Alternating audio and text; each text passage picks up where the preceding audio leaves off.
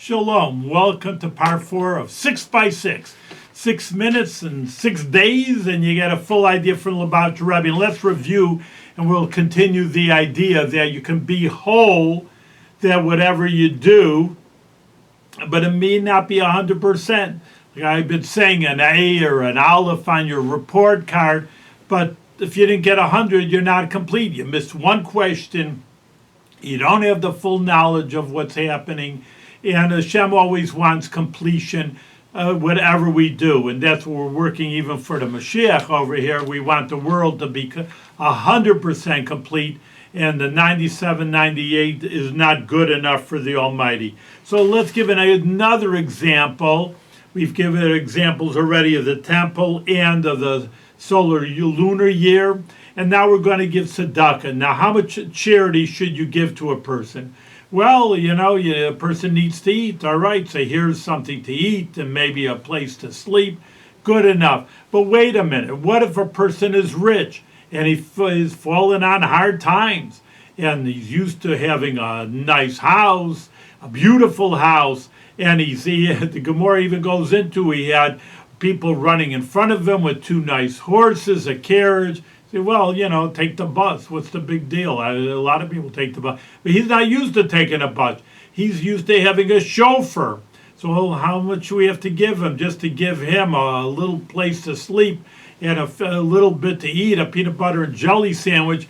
I mean, it would sustain a normal person, but for him, he's not used to these kind of things. He's a rich person.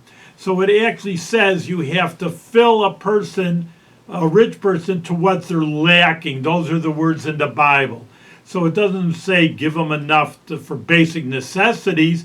What they're lacking, well, the rich man is lacking a lot. He's used to having a whole chauffeur-driven limousine and etc. kind of lifestyle. So it's not enough. Okay, here's a few bucks and go on the bus.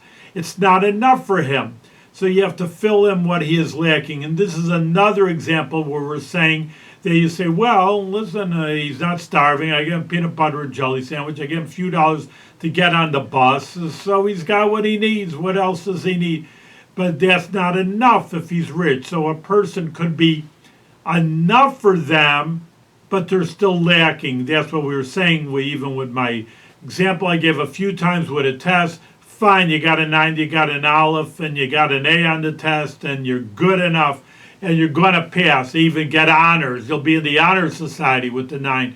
But is that full? Is that complete? No, it's not until you get a full 100. And that's an important idea for us also.